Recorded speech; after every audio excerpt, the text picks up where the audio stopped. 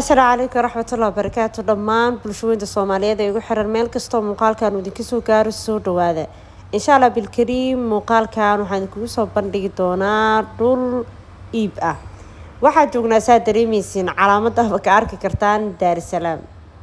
es Salaam aan joognaa 13 mataana ah waa kuwaasa masjidka godka la dhahaa meesha ku yaalo waa god saasay tahay hadeertaan biyaanadiisa labaad anaga nala siman hoos macnaha dhulka hoostiisa ma ka qodna laakiin meesha ku yaala biyo god ah meesha aad taaganahana waa dalcad koofka hadda anaga aad taaganahay waa koof dalcad ah masaajidka koofka uu ku yaalana dhinaca kamida god waaye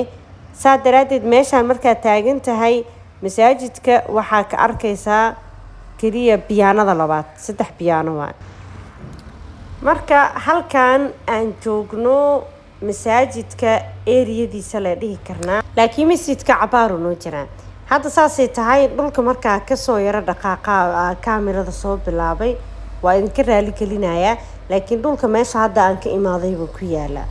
waxaa ka heli karnaa hal boos oo kala gooni ah boos walba kulli cabir ahaantiisa waa 20 lagu dhufto 15 goof ahaan dhulkan goofkan waa goof dalcadna ah quruxsan simanna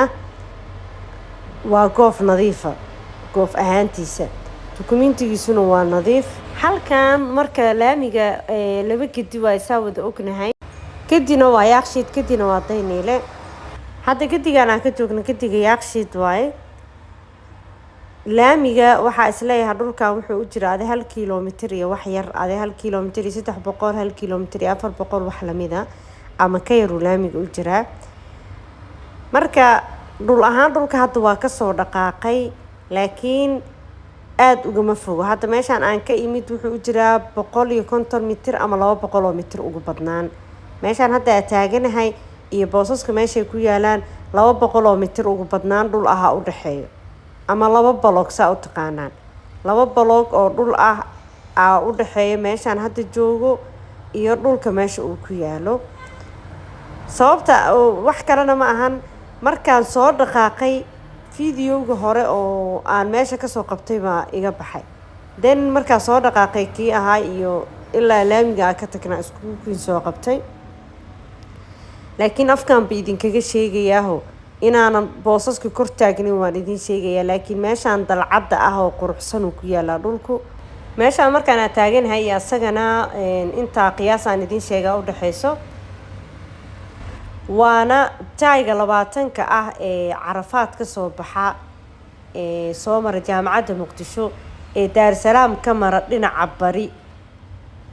iyo wuxuu u dhaxeeyaa dhulku laamiga Daar es Salaam qiyaastaas araba inay la fahantaan laamiga Daar es Salaam iyo taayga 20ka inta u dhaxayso ku jira dhulku markuu wuxuu u dhow yahay dhawaasho ahaan taayga 20ka ah masaajidka gudka oo idin sheegay hadda area-diisa marina waa dareemi kartaan dhulkan biyaha iyo gudka uu yahay marka boosasku waxay u dhaxeeyaan oo dhulka aan idin sheegay hadda aan hal boos ka heli karaa idin dhahay taayga 20ka iyo laamiga Daar es Salaam taayga 20ka waxay ka soo xigaan dhinaca laamiga Daar es Salaam taayga iyo laamigana tay u dhow yihiin hadii la dhaho dhulku wuxuu u dhow yahay taayga meesha dhul deegaan ah oo jidadkiisa ay baxsan yihiin oo wadooyinkiisa la falay oo hadda wadadii laamiga ka soo baxdo toos loogu imaan kara ma ahan warwareega loo marayaa wuxuu ku yaalaa goof xiran goofka markuu xiran yahayna dhaqankiisaba sida ah goofku markay xiran yihiin waa dhul aan jidadkiisa la bixinin jidad cabir uu leeyahay oo nadiif ah boosas cabira wadooyin cabira oo 10 mitir oo mid walba laamiga ka soo baxdo ay taayga ku dhaceysay leexanaynin ama tii aysan noqonaynin buu dhulku leeyahay oo jidad waa leeyahay balse jidadkii aan baxsanayn ina fahantaan rajeynaa oo aan geedihii laga jarin hadda jidkan aan ku socono waa jid laga shaqeeyay oo geedihii laga jaray oo jaay la saaray marka dhulkaas jaay iska daayay geedihii xitaa laga ma jarin markii dhulka wadooyinkiisa saan oo kale loo nadiifiyo oo geedaha laga jaro oo jaay la saarana qiimahaas iyo qiimo u dhow ma noqonayo dhulka inta badan dadka maal kasta waxay maal kastaan intuu koofka yahay oo weli wadooyinkana aan loo bixinin dhaqdhaqaaqna uusan ku bilaaban markaas lacag yar aad ku helaysaa haddaa laakiin dhahdid dhul waxaan rabaa jidkiisa baxsan yahay oo laamiga haysta ama waddo nadiifa oo baxsan haysta wuxuu kugu qaadanay inaad ka bixisid lacag 3 jibaar ka badan taa maanta ka bixin lahayd dhulkan hadda kiiloomitir soo saaray 800 oo mitir uu noqday intuu u jiro laamiga haddii marka waxa idin sheegay qiyaasta 1 kiiloomitir iyo xoogaa 300 400 meelahaas u jira haydina taa marka qiyaasteeda sax ma noqonayso kiiloomitirkan hadda uu soo saaro 800 oo baa 200 lagu daraya 200 oo mitir aan ku qiyaasaday ugu badato intuu u dhaxaysay meeshii oo aan idin oranayay hadda waa ka soo yara dhaqaaqay oo gaariga agtiisa meeshii aan joogay aan kiiloomitirka ka saaray oo hadda 800 keentay iyo boosaska meesha ku yaalaan 200 oo mitir camal oo dhacis marka wuxuu noqonayaa inuu laamigan u jiro 1 kiiloomitir taayga 20 kan inuu jiro 200 oo mitir 300 oo mitir 400 oo mitir meelahaas inuu taayga 20 ka u jirsado laamigan inuu u jirsado 1 kiiloomitir qiyaasta saxda ah taasay keenaysaa hadhow qofkii allaali qofku u baahdana waa wax macnaha si cad loo tusi karo oo waadaxa oo ituso itaabsi ah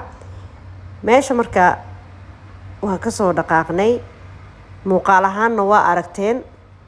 dhul aa uga cabsanaysid god ama raarac midna maahan waa dhul dalcad ah oo marka asaga taagan tahay masaajidka uu god galayo waa nadiif goof ahaan iyo dukumiinti ahaan hal boos oo boos gooni iyo boos kale oo gooniya laga heli karaa lacagta lagu rabo waa lacag aad uga yar wixii lagu iibin jiray oo hadda lacagta lagu rabo waa 16,000 laamiga Daar es Salaam iyo taayga 20 ka inta u dhaxayso wax adag bay ahayd in la helo oo ay adagta ama mustaxiil ah laakiin dadka isku baahiyaad ma ahan hal qof oo baahan wixii laga soo helo waxaan diyaar u ahaa inaan inta idin keena aad ka faa'iideysataan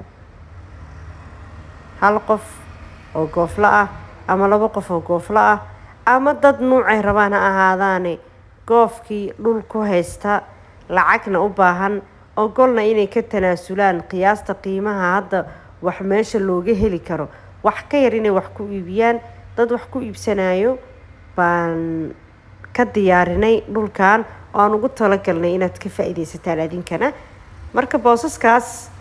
waad heli kartaan waxayna u dhaxeeyaan taayga 20 ka oo Carafaad ka soo baxa ee Daar es Salaam dhinaca bari ka mara ama beerta Daar es Salaam ciyaalka ku ciyaaraan dhabarkeeda taayga maro iyo laamiga Daar es Salaam oo dhulka u dhaxeeya laamiga iyo hadii la yiraahdo taaygan uu u dhow yahay wuxuu u dhow yahay taayga 20 ka laamigana 1 kiiloomitir u jira